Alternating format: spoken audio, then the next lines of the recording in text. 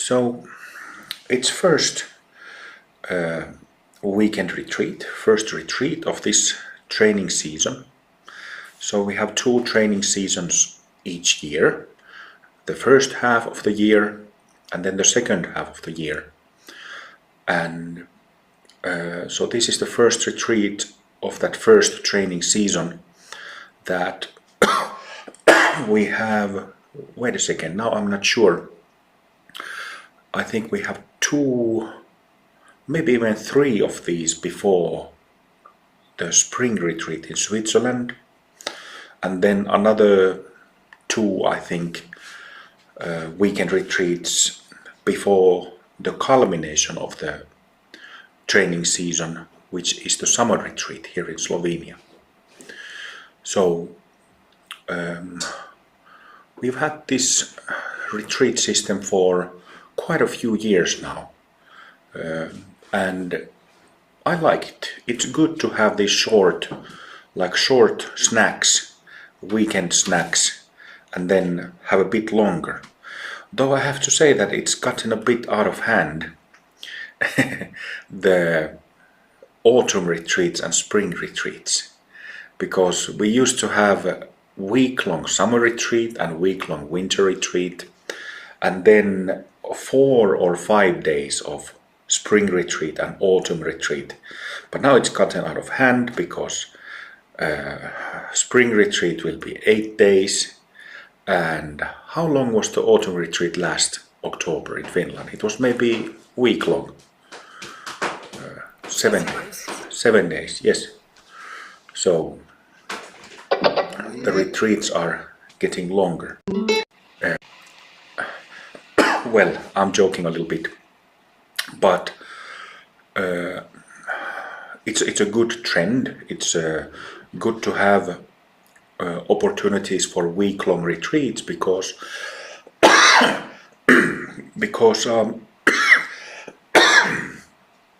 after 3-4 days things really clear up.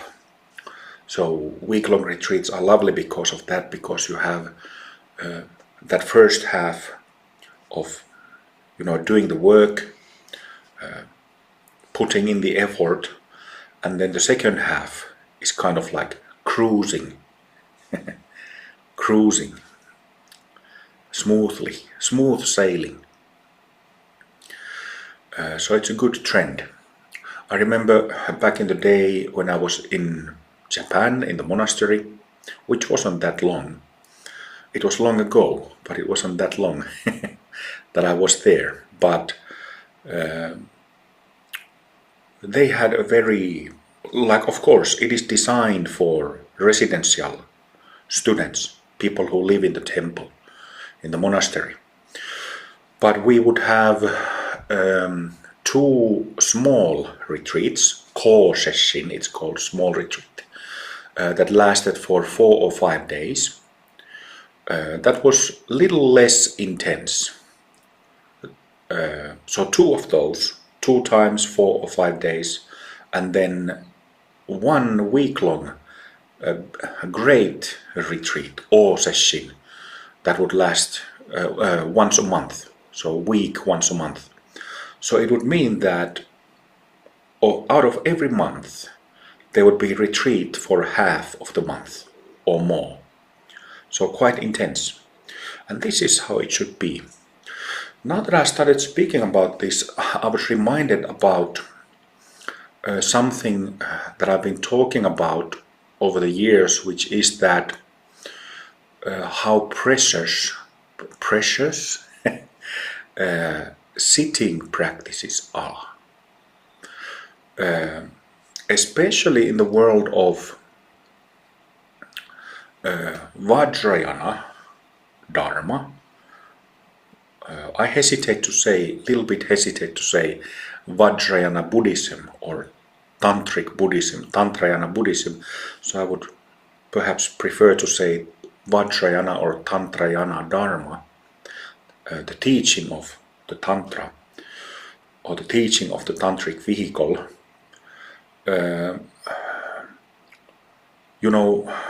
especially the Tibetans, they, Vajrayana, when we use that term, it is often associated with Tibetan Buddhism.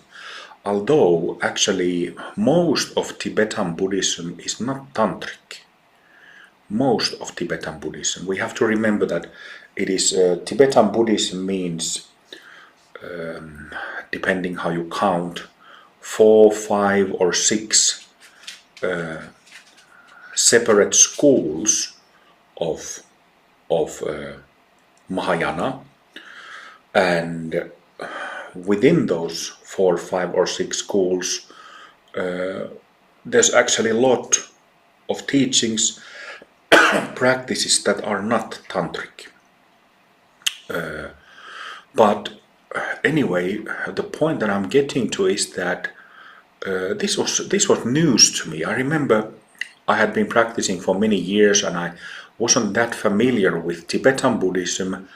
So when I started becoming aware of Tibetan Buddhism and Tibetan Buddhists, I started talking with Tibetan Buddhists and including lamas, teachers of Tibetan Buddhism. It was news to me that silent sitting practices, whatever you are doing internally, or if you are just sitting without doing anything, that is considered very high. These are considered very high practices in Tibetan Buddhism.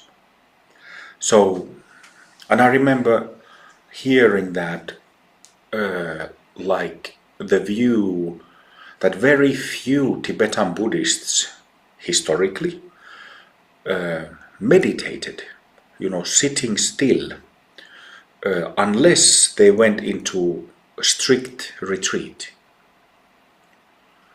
So I don't know how accurate that statement is, but this is also kind of my understanding that Tibetans don't really sit unless they are in strict retreat. And when we speak of retreat in Tibetan Buddhism, it means that we are speaking of those little retreat huts and caves somewhere in nature or in mountains where folks go, and then they are in strict retreat. So they don't have smartphones or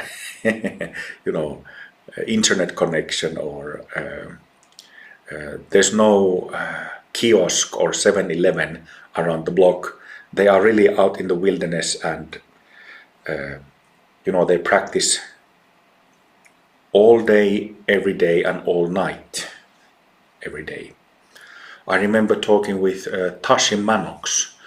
Tashi is I'm not actually sure if he's British or Scottish. I think he's a Brit. But Tashi is known for his Tibetan calligraphy and artworks. And I was talking with him, this was many years ago, and he was discussing his retreat. He did a 4-year strict retreat. And he's from a Kagyu school, Mahamudra lineage, and they don't always do it like that when they are in strict retreat, but many of Tibetan Buddhists, when they are in strict retreat, they don't have beds. So they only have this roughly square meter size wooden box. It's like a box that is open at the top so you can climb in, and it's maybe 0.5 meter high. So wooden box that you can climb into, and there you have just enough space to cross your legs, and that's where you practice, and that's where you sleep, sitting up. So we have that kind of retreat starting, 4-year retreat next week. So I would just like to ask how many of you would like to sign up. And I remember Tashi saying that for the first year it was, he was a very young man when he did it. So they are always very young, usually, let's say, mostly very young who start those kind of retreats. But he said that even with such a young man's physique, it took him a year to physically get accustomed to not sleeping, not lying down. So I'm talking about the preciousness of sitting practices. I have to say that sitting up all night, replacing sleeping lying down by sitting, I don't think that kind of sitting is that helpful. I remember in Japan, there's lots of kind of fantasies people have about, or some people have, not all, but I was definitely one of them. People having these dreams and fantasies of practicing kind of like in this hard or extreme manner. And this includes, I've seen so many people in Zen Buddhism who had this very stubborn idea that sitting all night would be only beneficial. It would only somehow lead to awakening, or doing that itself would be somehow perfect Buddha action. And there are historical stories of monks, of course monks, men, because men are always, women are always much more balanced and much more reasonable with these things. But there are stories, historical stories of monks who did that, and of course it is very, very stressful for the body. So, and if you don't eat well, you don't get enough nourishment, your hair falls out. Even I've heard stories of teeth falling out, and you get skinny and weak. So, and of course you're sleep deprived as hell. So I don't think it's that wise. I don't think that's that beneficial. So definitely sitting more and more and more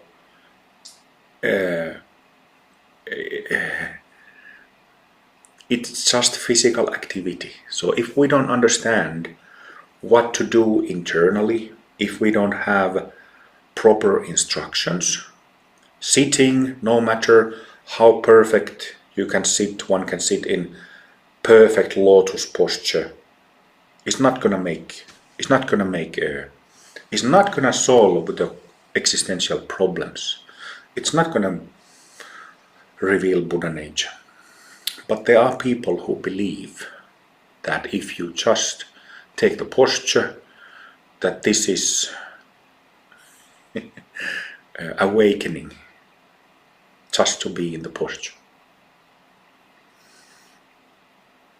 So the message and teaching of Buddha Dharma, which is about body, awakening, enlightenment, definitely gets distorted over time.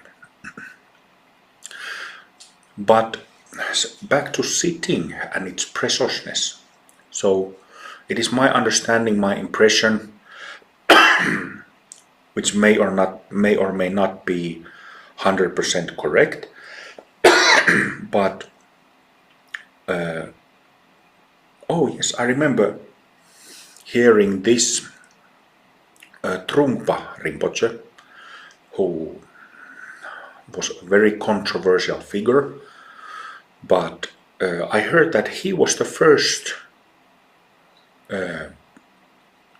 Tibetan who introduced silent group sitting. Trungpa, he came to America through United Kingdom and taught in the States, and I think that he heard of silent group sitting from Zen Buddhist teachers who were teaching in America.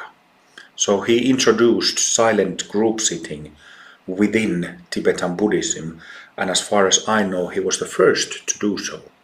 So if you go to, this is what I've heard again, so if you go to Tibetan Buddhist temples, wherever they might be, in India, Nepal, Tibet, in UK, in America, there are no silent meditation sessions.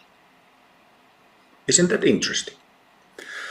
And I personally, I have observed practitioners of different types for so many years, and, reading their awakening stage, reading their bhumis, reading their energies, checking if all the practice and effort they are putting into practice, if it's bearing the right fruit or not.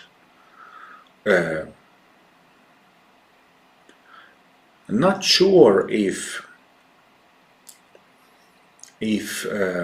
well, there are different points of views about this, but in Tibetan Buddhism for the last 250 years roughly, they have had these so-called tantric nandro. Nandro means preliminary practices, and so you have the long Vajrasattva mantra. We also have Vajrasattva mantra in Amrita Mandala, but it's very short. Our Vajrasattva mantra is Namo Vajrasattvaye. So how many syllables is that? Like 6 or 7. But the standard Vajrasattva mantra in Tibetan Buddhism, it's half a page long. So they call it the 100-syllable Vajrasattva mantra. It takes like real effort to even learn it by heart. It's that long. So you have 100,000 repetitions of Vajrasattva mantra. You have 100,000 prostrations. You have a couple of other exercises, 100,000 reps, and 100,000 prostrations. For example, as you can imagine, you stand up and place your hands in your forehead and heart, and then you go down, you do a full body prostration, and then you climb back up again, and that's one prostration. So 100,000 of those. And I have absolutely no doubt about the, benefit of doing that, or doing Vajrasattva mantras, or doing Guru Yogas and Bodhicitta prayers that are part of those preliminaries. But if there is no silent sitting, a lot will be missed. I'm not even saying that a lot can be missed. I'm saying that a lot will be missed. So, silent sitting, when we don't do anything, when we are aware, we recognize this basic awareness, basic knowing, and this might be our main practice. Just recognize knowing awareness, and when that is lost, return it. So that's one kind of silent sitting practice, only doing that. Another type of silent sitting practice is to just sit physically, just sit embodied, and then be aware of things, activities of the mind. Be aware what goes on in your mind, in your emotions, thoughts, emotions, and energies. Be it even drowsiness, sleepiness, whatever goes on, you just sit there and, in the best of your ability, just be aware or mindful of what goes on. So, for many years after my Zen years, I regretted so much that my introduction into formal practice in this life happened through Zen Buddhism, because I felt that I had gotten so little from all those thousands and thousands of hours of sitting. But then, as time went on, I started, as I started observing Tibetan Buddhists and observing all these bhumis and energetics, I realized that, actually having a very firm foundation, knowing how to sit and knowing how to sit still, knowing how to work with your mind and its activities and functions, as simple as it sounds, is not only a necessary foundation for everything that we do with mantras and visualizations and movement practices, but that it is that skill, knowing how to sit still and knowing how to observe the mind, as simple as it sounds, is more valuable than gold. How much gold? Okay, let's say 10 kilos of gold, or maybe 50 kilos of gold. And this is something that I've said before. If I remember correctly, I said this last time like a year and a half ago on some retreat in 2024 summer, which is that if we only practice tantric practices, we are always spinning a mantra, we are always doing something, and never really learning to sit, never just sitting much silently, we might be missing a lot. And one thing that can happen is that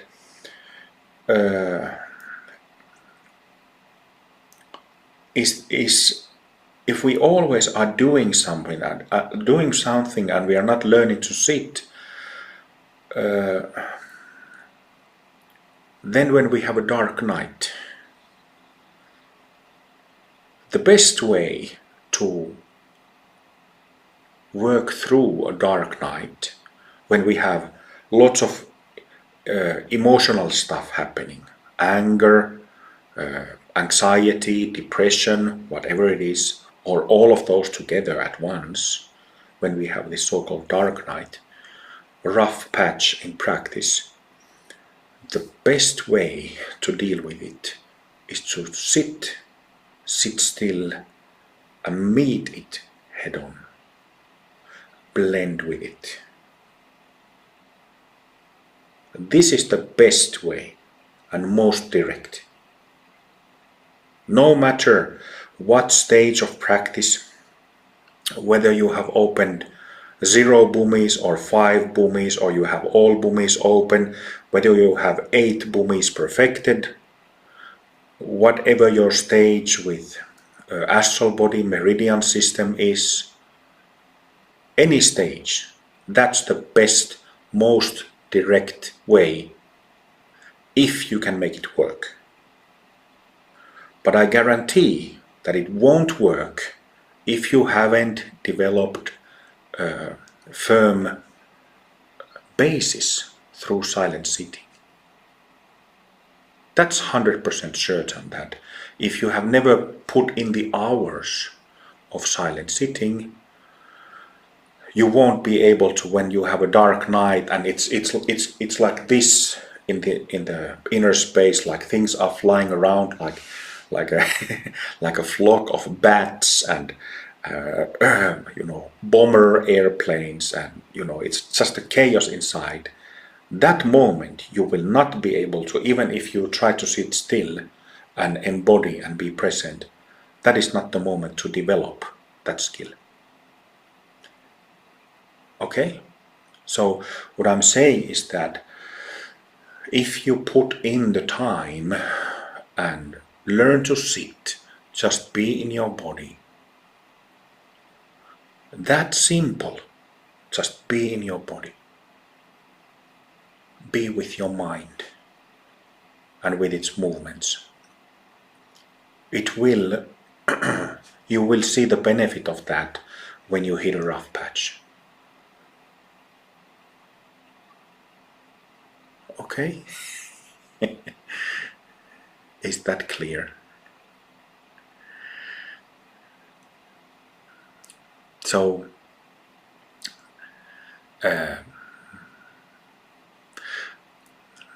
something that I have recently started contemplating, because I have never been a scholarly type.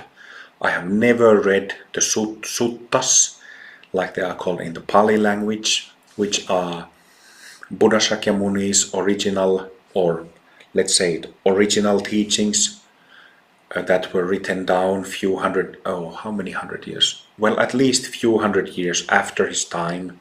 So that's why I put it in quotes, because when something is written down so long after the person's passing, it is definitely the case that it will not be 100% correct. But so there are lots of things in suttas, in original sutras, that were definitely added or changed afterwards. But having said that, there's also true wealth of wisdom there. And just like in the Bible, there are parts that were taken out and changed. But also in suttas there is real wealth there. And what I have been kind of getting back to recently is to kind of review sutra. It is said that there are 3 ways to Buddhahood. One is sutra, one is tantra, and the third one is Dzogchen. And these all, the way I see it, are complementary. But it also means that any of these paths, Sutra, Tantra, Dzogchen, should work as methods, like stand-alone methods to Buddhahood, somebody. So, if you are a Sutra practitioner, you shouldn't necessarily need help from Tantra and Dzogchen. If you're a Tantra practitioner, no help from Sutra and Dzogchen. If you're a Dzogchen practitioner, Mahasandhi practitioner, shouldn't be need to use Sutra or Tantra. So, whether this is the actual case, actual reality,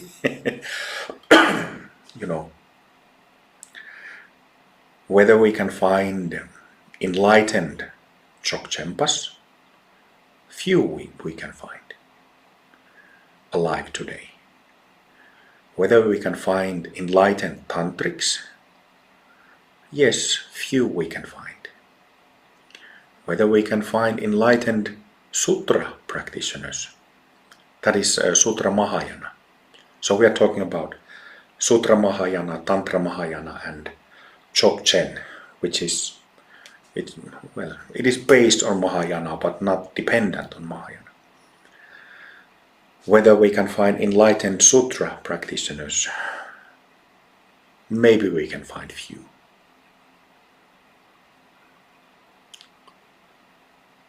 Maybe few is enough for some.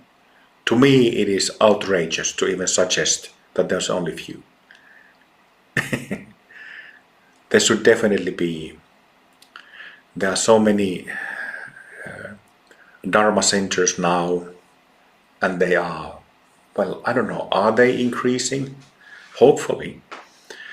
But so many Dharma centers at present and during the last centuries in Asia, Japan, Korea, China, Tibet, India, so many other countries.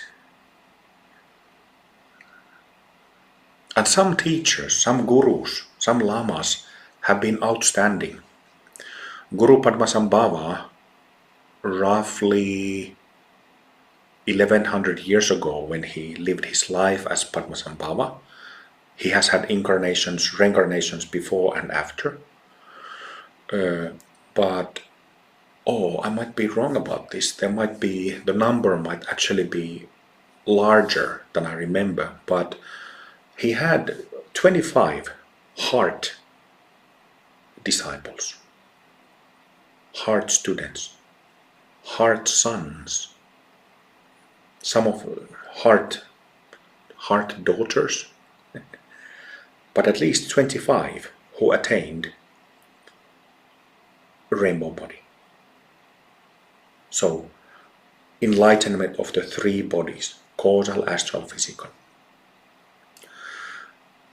So, I think that's pretty good. 25. Maybe he had more. I don't remember now. But at least those 25 heart disciples attained that. And Dudjom Lingpa, who lived a little more than 100 years ago in Tibet, he passed away in 1904. He had 13 disciples who attained full rainbow body.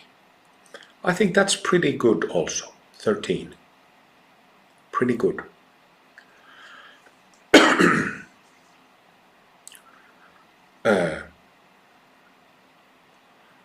But this is very rare that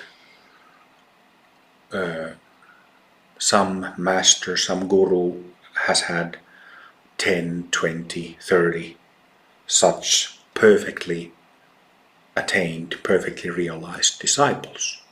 So mostly throughout the history of Dharma, before and after Buddha Shakyamuni, it's mostly been like here and there enlightened individuals. Just here and there. Instead of, lineages being really strong from one generation to the next, where there would have been enlightened individuals and even groups of enlightened individuals within each generation of practitioners. This has never been the case. But it should be.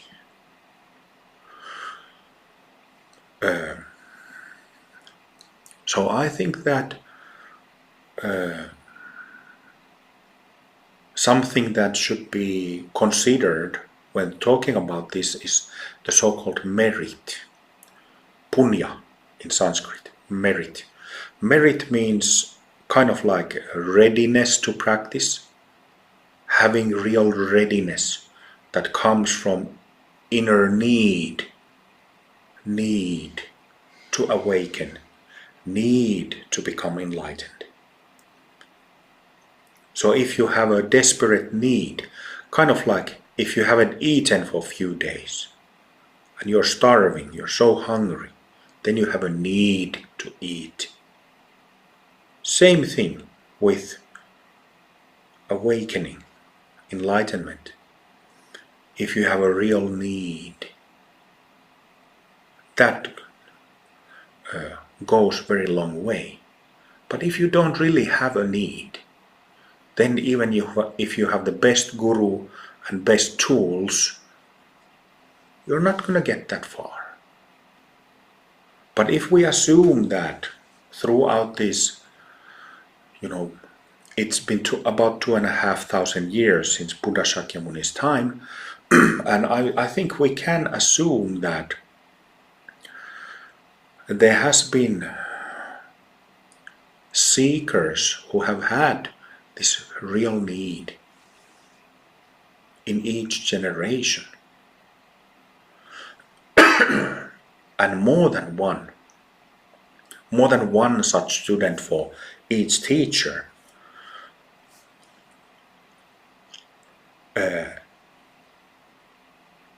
Then from the perspective of that merit, it shouldn't have been no problem to have enlightened successors.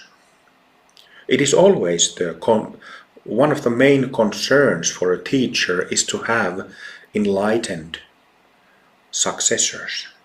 I also have that concern.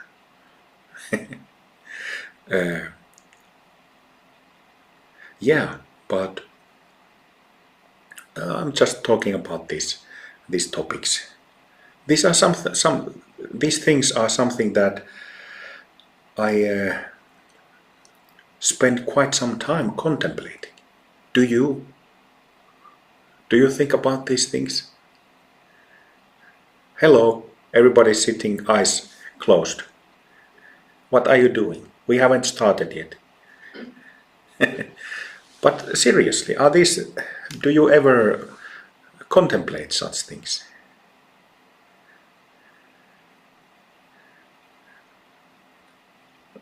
I don't know. Okay, some of you are showing me some signs.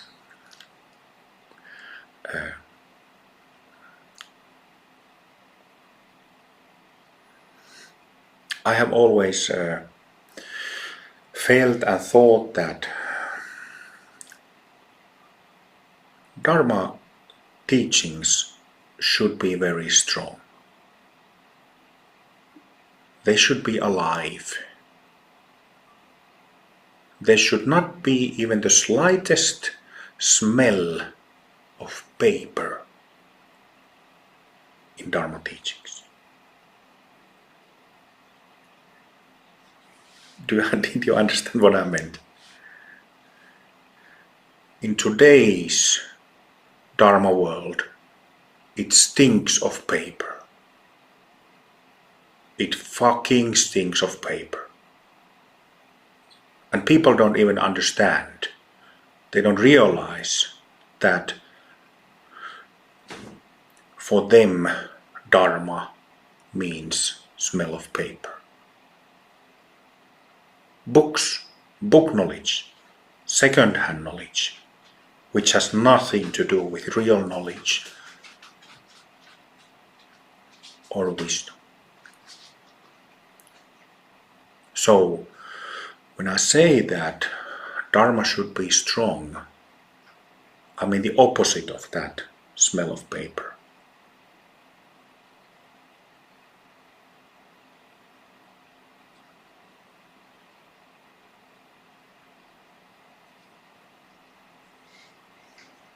Living Dharma.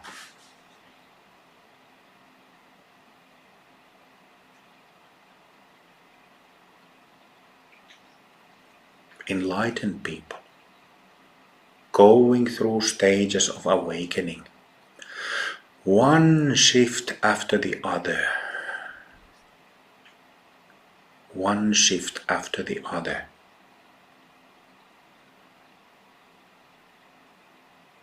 Without getting distracted and without the method disappointing,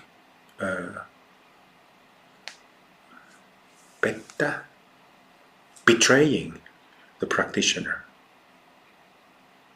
It happens a lot, too much, that people trust so-called time-tested methods of Dharma, but the methods betray them. Right? Have you heard me speak about this before? Have you heard the stories of those members of our Sangha who have experienced that betrayal of time-tested methods? Right? Have you paid attention? We have many people like that in our Sangha. Some who have practiced for up to 50 years. From when they were 20 years old and now they are 70 or 80 years old.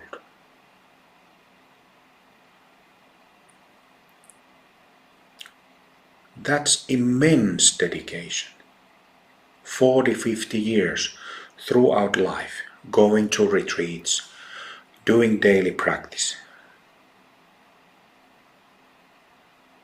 but methods have betrayed. There has not been this process without stagnation. This happens to too many people in the world. Too many. If you go to Facebook, you go to these Dharma groups, you start looking at these people who write there. If you read their bhumis, watch their photos, tune in, read their bhumis, read their energies, you can see this everywhere. And something that I never understood is that when I had spent 4 years in Zen, and I had really practiced day and night, I followed the advice that I was given by my Zen teachers and masters to the letter. But then, after 4 years, I had this overheating experience. My body just overheated for a few days, and this made me realize that I have to find something else because this doesn't work for me. I had the thought that for 4 years out of my life, somebody will say, 4 years, that's just a small amount of practice. No, it was 4 years out of my life. 4 years. I can almost study to become a doctor in 4 years. But I didn't even have one awakening experience through following the instructions to the letter. So anyway, I started questioning after that overheating experience that, is this really what I've been taught? What had been presented to me as most authentic, time-tested teaching in an unbroken lineage since Buddha Shakyamuni, in an unbroken lineage for 2,500 years. I started questioning, well, is this really real? Or is this a marketing speech? Is this just hype?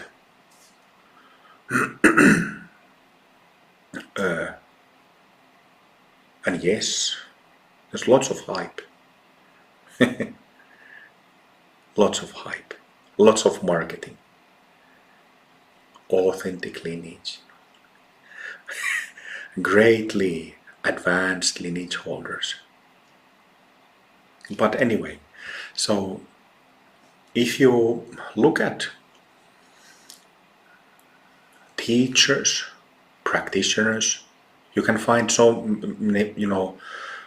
we do bhumi analysis and energy reading in Amrita Mandala, which is excellent because we can learn so much from doing that from ourselves.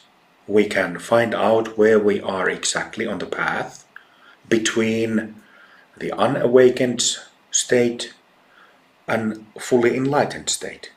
We can learn to read by through sensation, through feeling into our physical body, astral body, causal body. We can learn that skill. But we can also learn to read others. And I'm basing a lot of what I say on these analyses that I have done on teachers, on practitioners.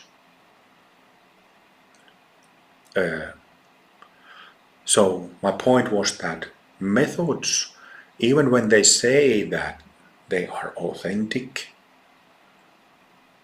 unbroken, enlightened lineage and so on,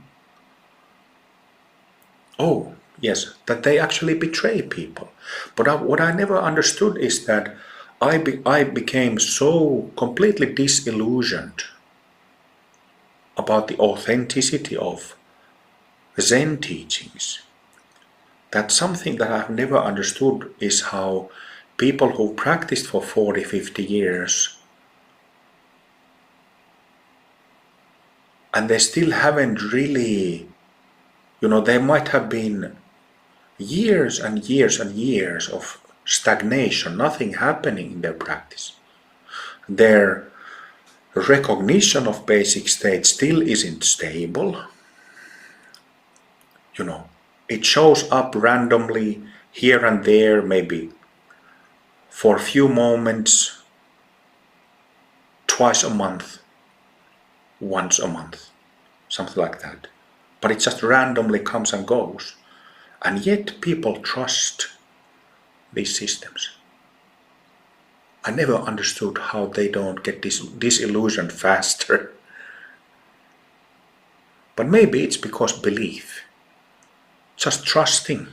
I've been told that this is the authentic lineage of Guru Padmasambhava, Marpa, Milarepa, Gampopa, Tilopa. And maybe people just trust it.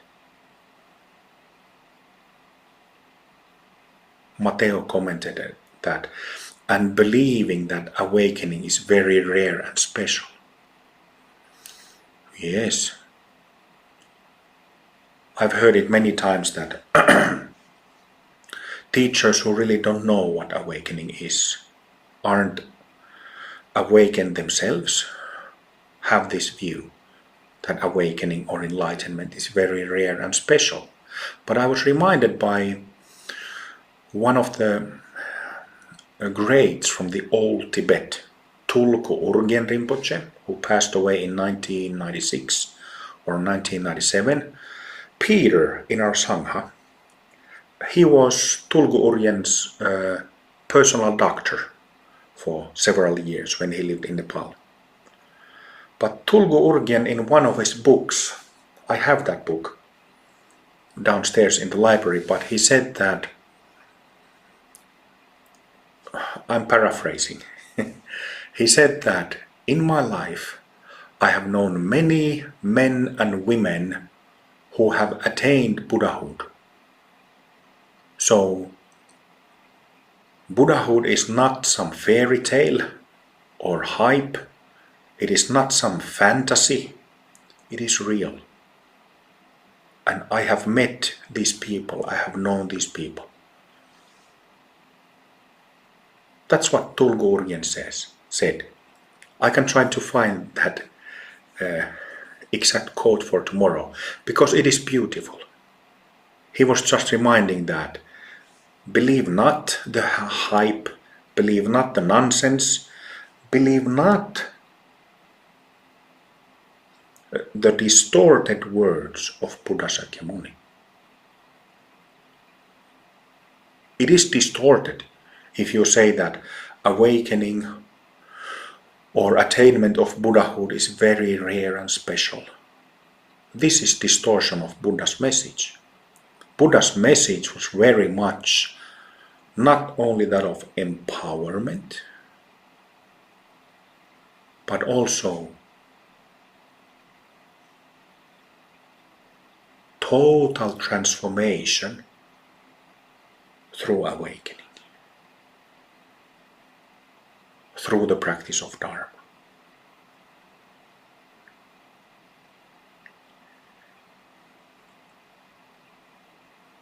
It's beautiful. It's absolutely beautiful. The message of that is so empowering and leaves no one out. And that's why I say that.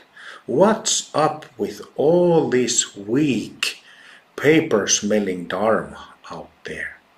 What the fuck is going on, really?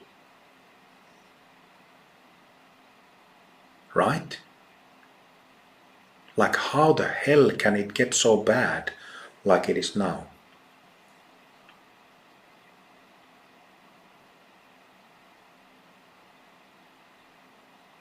I think modern Dharma, it fails with two most fundamental things, which is to be honest and to remain sincere.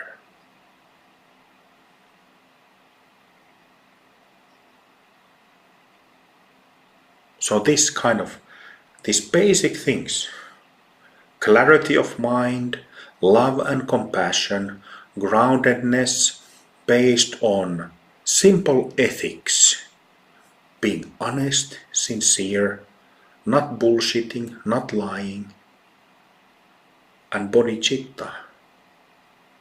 These simple things, they kind of just somehow disappear when there are chakra samvara empowerment given by this amazing His Eminence Rinpoche, and mandalas and pujas and empowerments that last for 2 weeks. It gets lost in there. It does. It does. Humans are such silly beings that we very easily get distracted. But if we have merit, if we have a real need, we won't get distracted.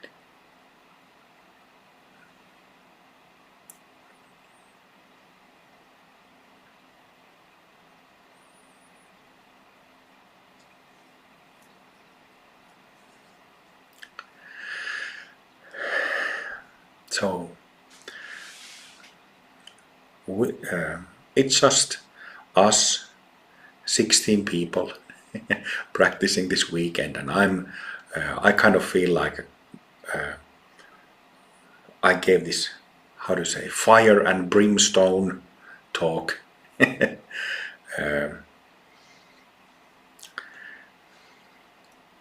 Well, we do what we can, isn't it?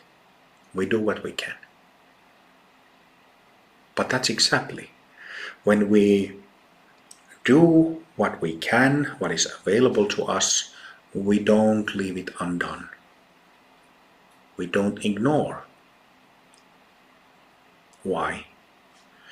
Because there are people who are disillusioned, who have experienced that stagnation, like I have, like many in our Sangha have, and who still trust the genuine message of Buddha Shakyamuni, of Tulku Urgyen that I just commented. It was Michael Gerber who found the quote. Let me read you this Tulku Urgyen's quote, a message to people the world over, by Tulku Urgyen Rinpoche.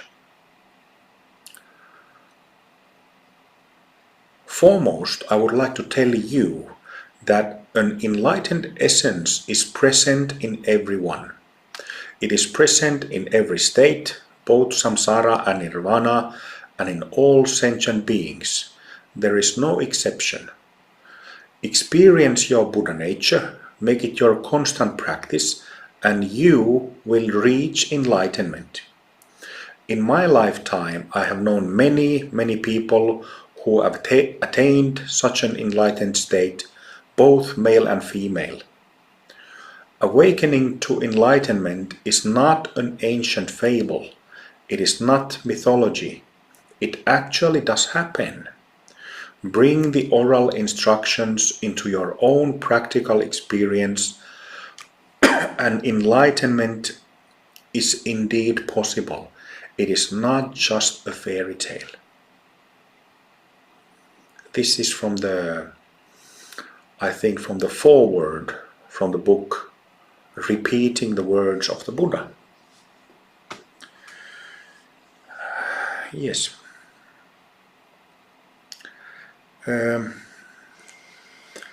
Congratulations, Sangita. Her trial period of 3 weeks came up like a week and a half ago, something like that. So 1 week ago. So now it's been 4 weeks. She's had a cessation of astral body together with cessation of causal body, which already happened. When was it? 2021 October. 2021 October. So she graduated the purification of the subtle bodies and made her one of those females who actually have realized and embody the Buddha's teaching. As the twofold enlightenment, twofold, so two-part enlightenment, meaning the mind, wisdom, emptiness side, and then the subtle body, or in our language, in Amrita Mandala terms, causal body and astral body, nadis and meridians are pure. So, wonderful, fantastic.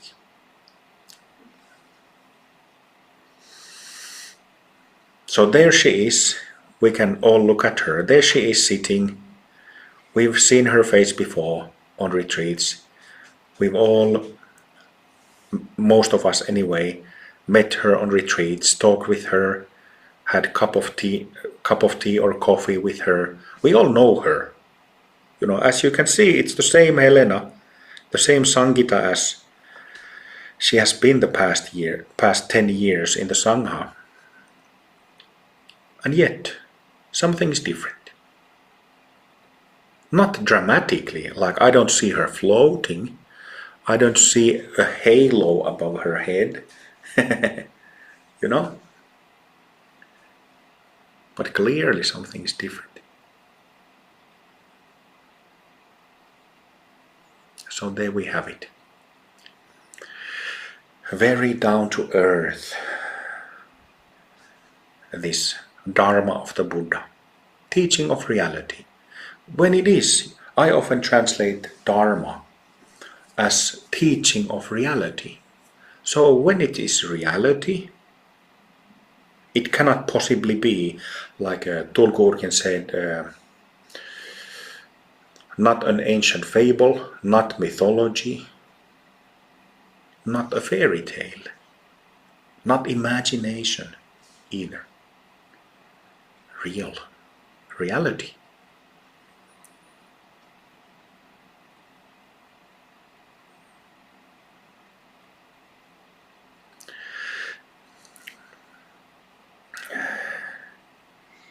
Do you have any wishes for this weekend?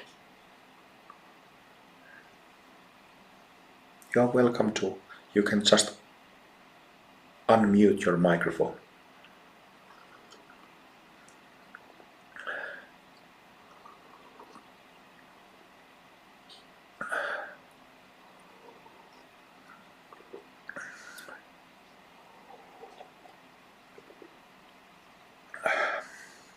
No special wishes.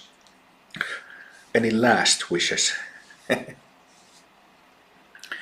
Okay. I didn't realize that an hour went by. So let's practice a little bit to start this retreat.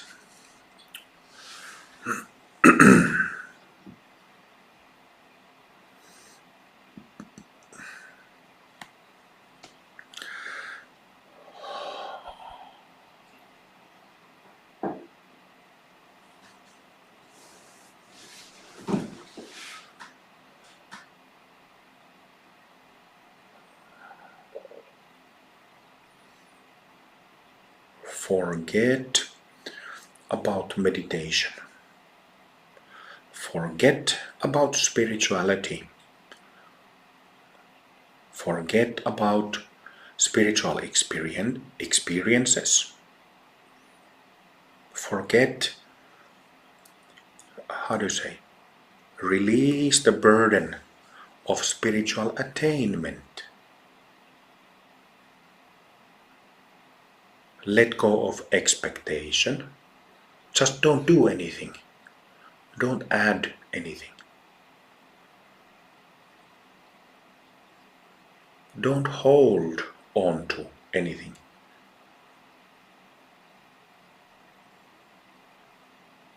Just let things flow. Let energies flow. Body sitting comfortably, firmly, upright, and let energies flow.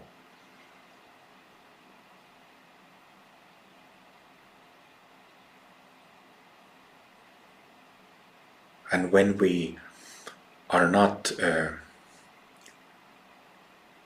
initiating anything, starting anything, we are not starting any doing. Very easy. Just being present, effortlessly. No effort whatsoever needed.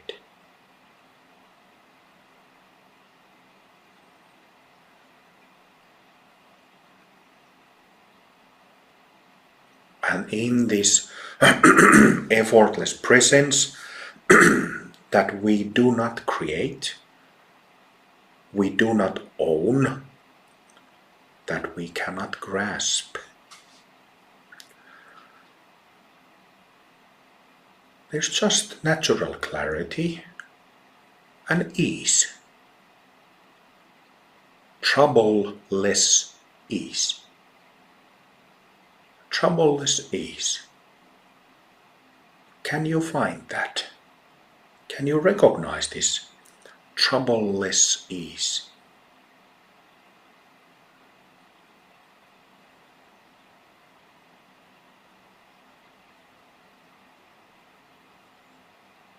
Clear, soft, grounded.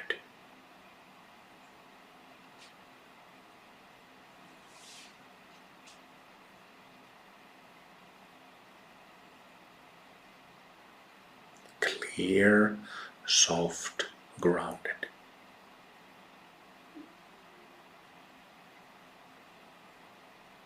With this, in 3 minutes,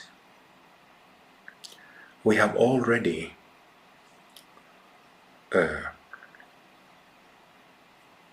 made connection with the complete teaching of all Buddhas, that of the 3 Kayas. But when I say Buddhas and Kayas, Trikaya, some fancy terms, don't start imagining things. Ooh, sounds cool. Rigpa, Dzogchen. No.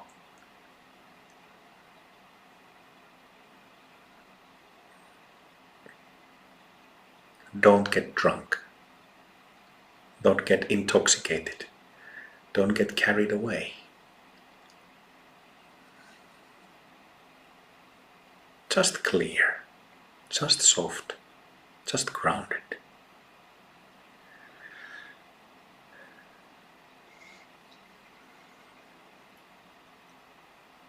So easy to miss, but fortunately also so easy to recall, recognize again. Just dropping all intentions, dropping all expectations, and just being plainly.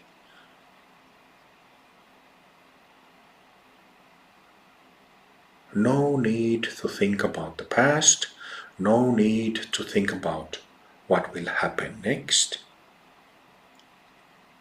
Relieving yourself of such projects and burdens.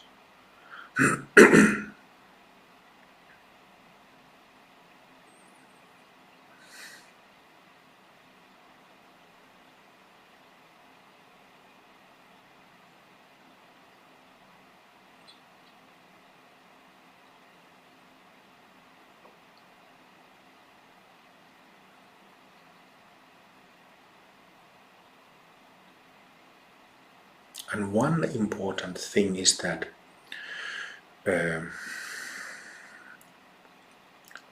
this is our nature. Our nature has these qualities: clarity, sobriety, softness or kindness, loving compassion related to the heart, and then groundedness, stability related to the body.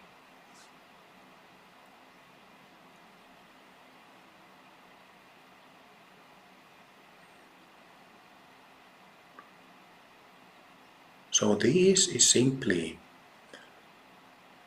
who we are, without effort, at all times. At all times.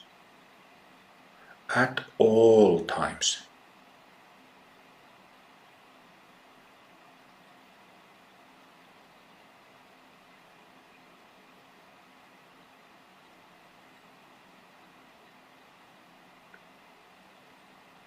So very easy to understand, very easy to apply, but like I was saying, when we are confused by our own delusions, affected by traumas,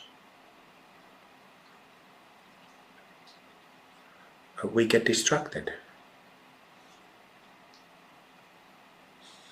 But it is necessary for everybody and would be extremely helpful for all people to know that there is this nature that we can always return to, recognize this delight, ease. That is nothing special, but still.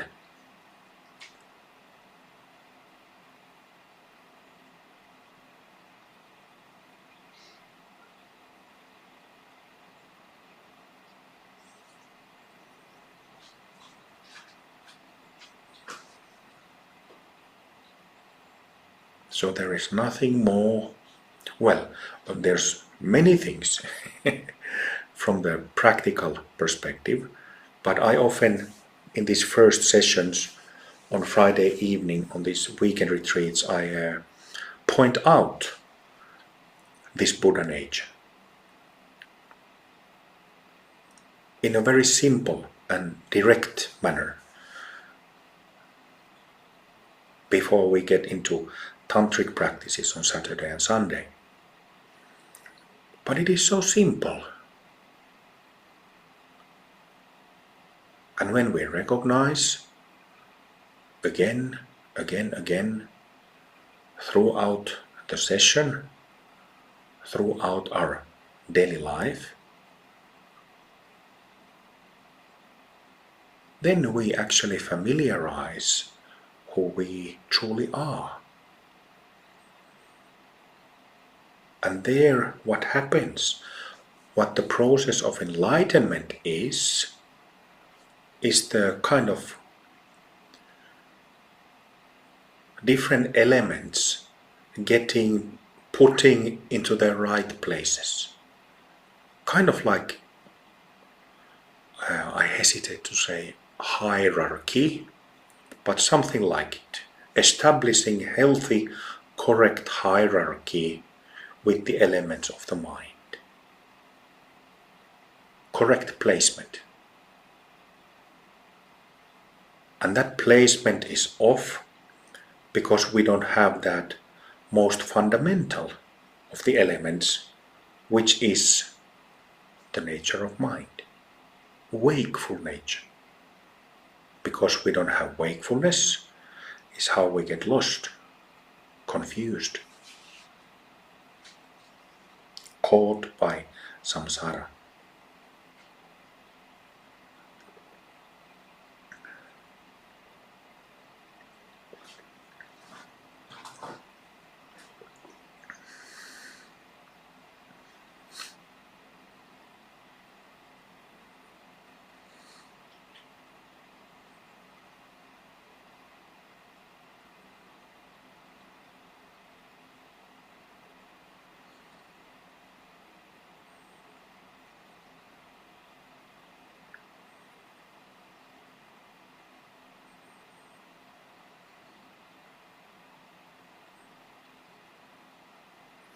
You and I, sitting together, like a small moment of silence.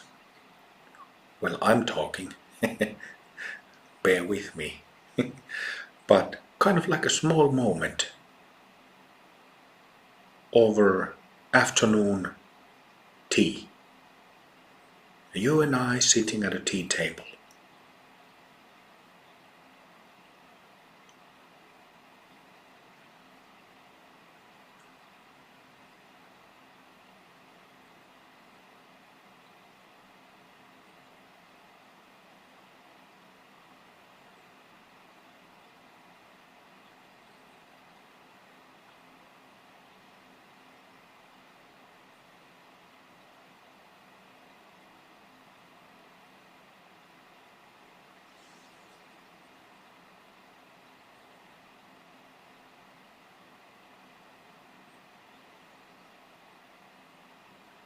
Not doing anything together, not initiating anything together, not expecting anything, planning anything, hoping anything, not dreaming of anything either.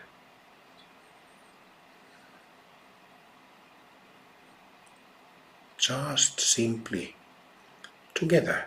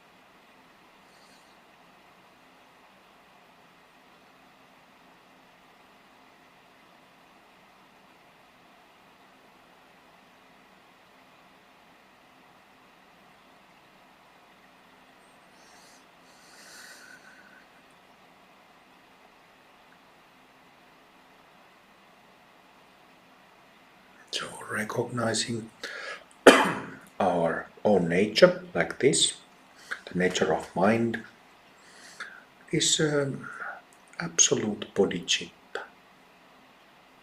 not relative bodhicitta where you generate things, you generate compassion, but absolute bodhicitta. The nature of our own mind and body and the nature of everything. Living things, inanimate things, the nature of reality.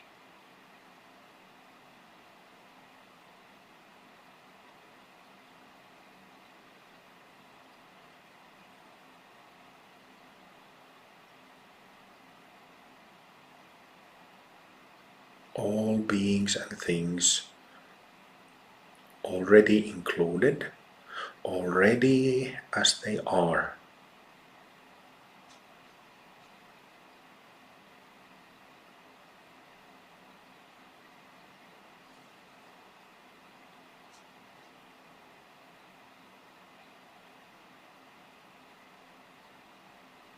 Absolute bodhicitta.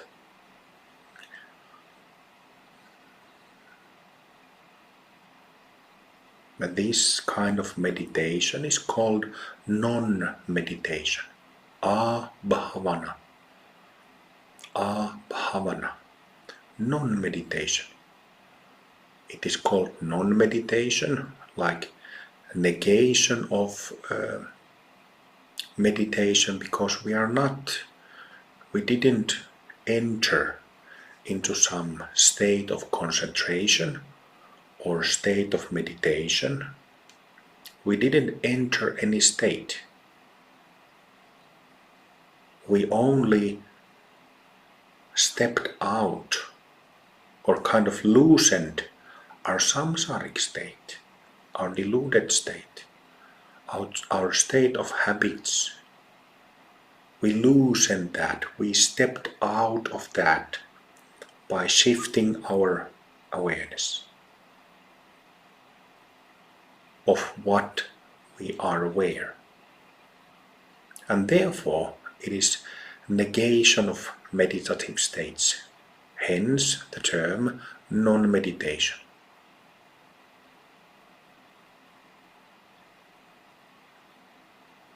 Non-meditation comes from Mahamudra tradition, that term.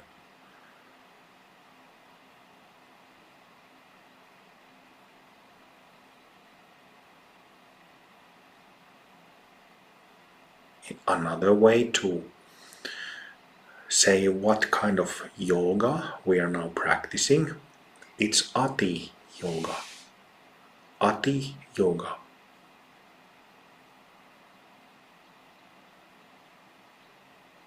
Ati means something like a pristine. Pristine. The word natural gets used a lot, but pristine is a synonym for that natural.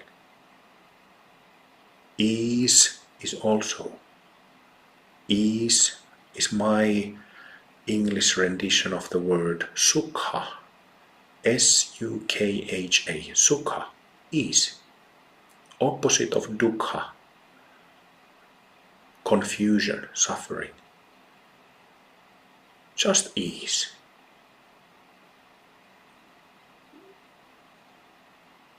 Non-meditation, Ati yoga.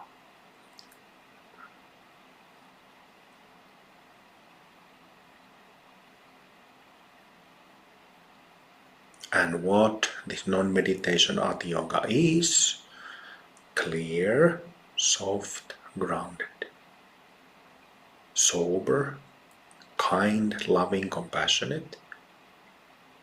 Stable. Head, heart and belly. These qualities.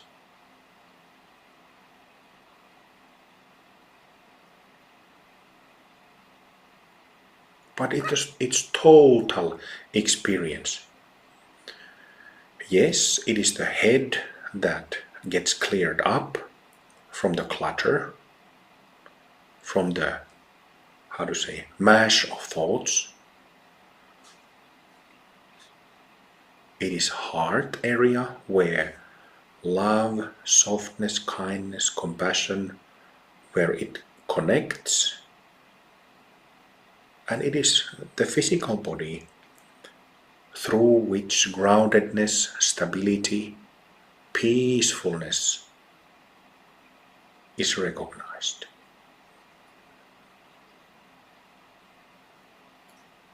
And as you know, I am often very technical when I teach, very technically precise, because that is necessary. But on the other hand, this Ati Yoga, non-meditation, this wakeful nature or Buddha nature, it's actually very simple. So we don't always need those technical things. When we need them, use them. But really,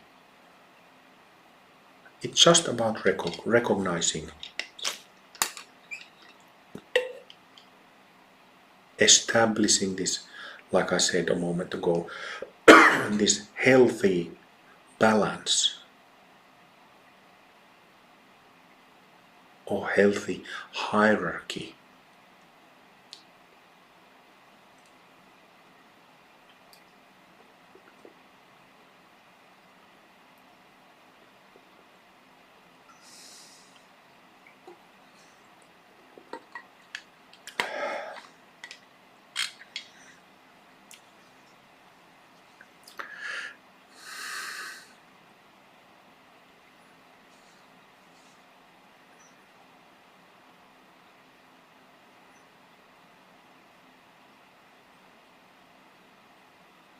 This is the nature of mind, nature of reality, recognized and cultivated in the three bodies by all bodhisattvas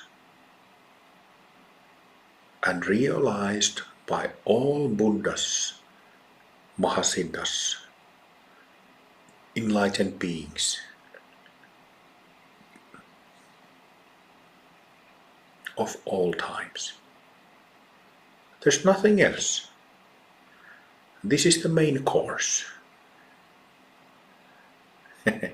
This is not some side mention. This is the main course, the main meal. Nothing more, nothing less.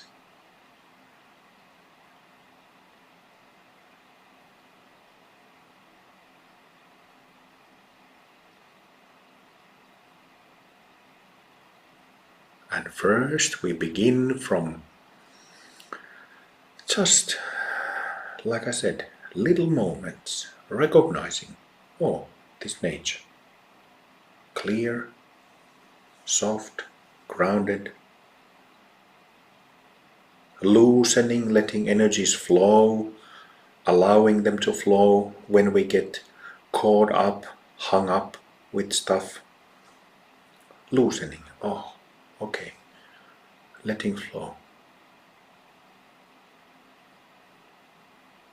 So we gradually familiarize on sitting cushion in everyday life situations.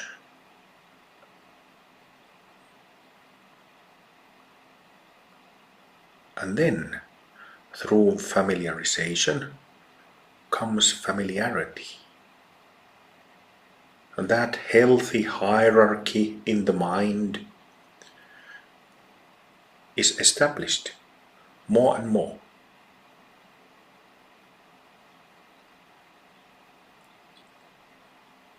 And then, as we keep doing this, whether through the means of Ati Yoga, non-meditation, or through tantric means,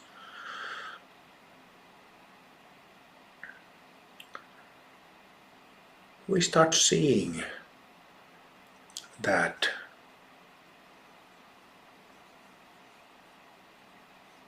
something like as simple as our hand. The life in our hand, life in our skin. We have seen our hands, we have seen our skin, we have seen our body, our bellies, our feet, our genitals, countless times in our lives. But we see that it is actually sacred.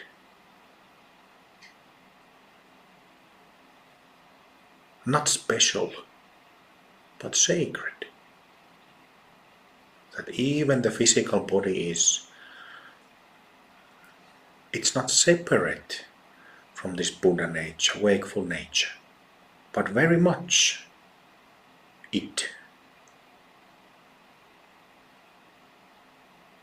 And same thing with everything else.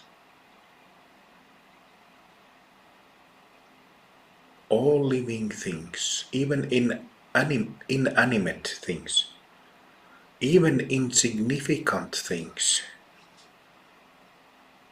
something that we might have thought was insignificant before, like a little pebble, little rock outside among thousands other rocks.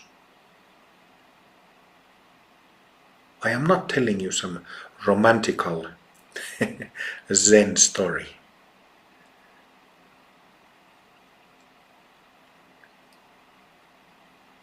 But all things and beings.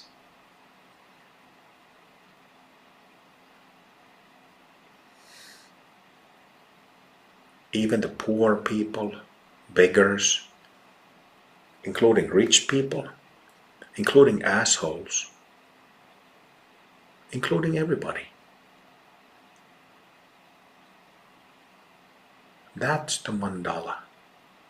That's the Amrita Mandala, the deathless sphere.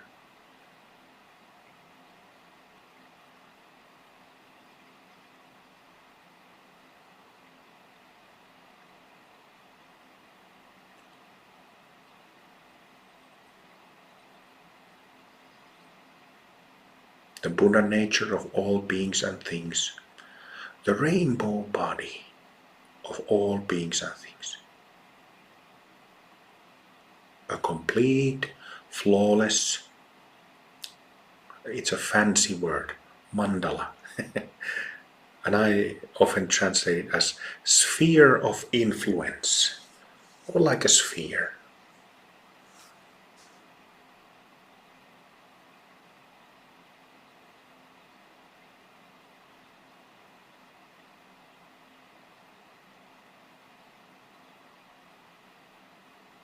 All beings have Buddha nature. That's what it means. All beings and things.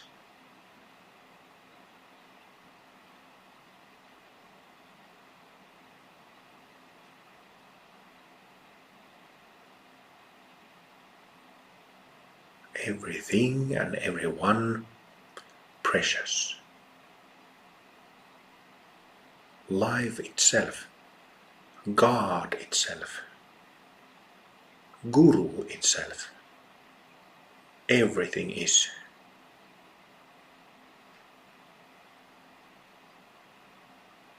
Absolute Bodhicitta.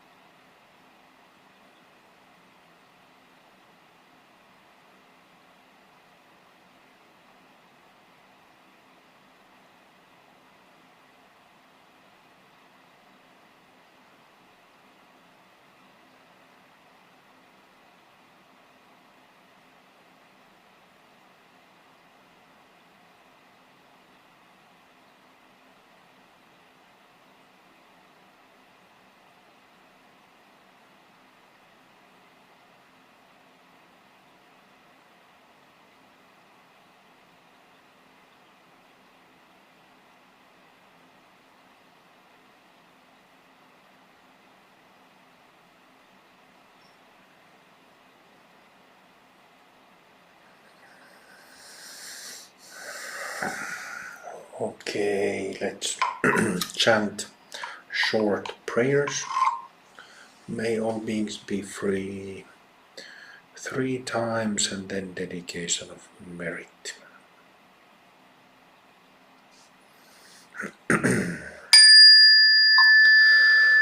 May all beings be free. May all beings be free. May all beings be free.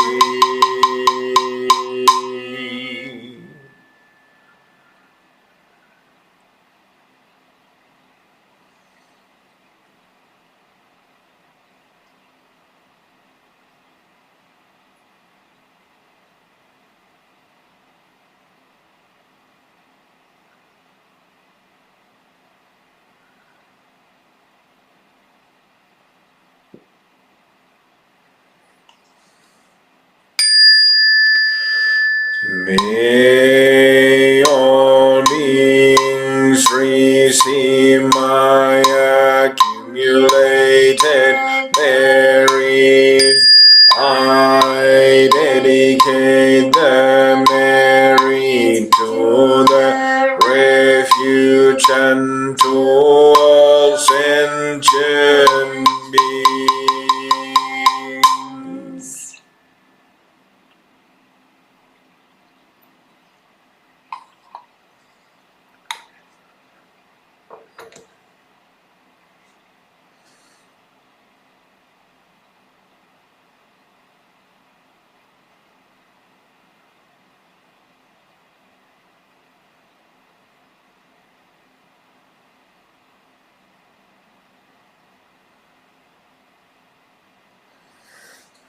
Joining hands.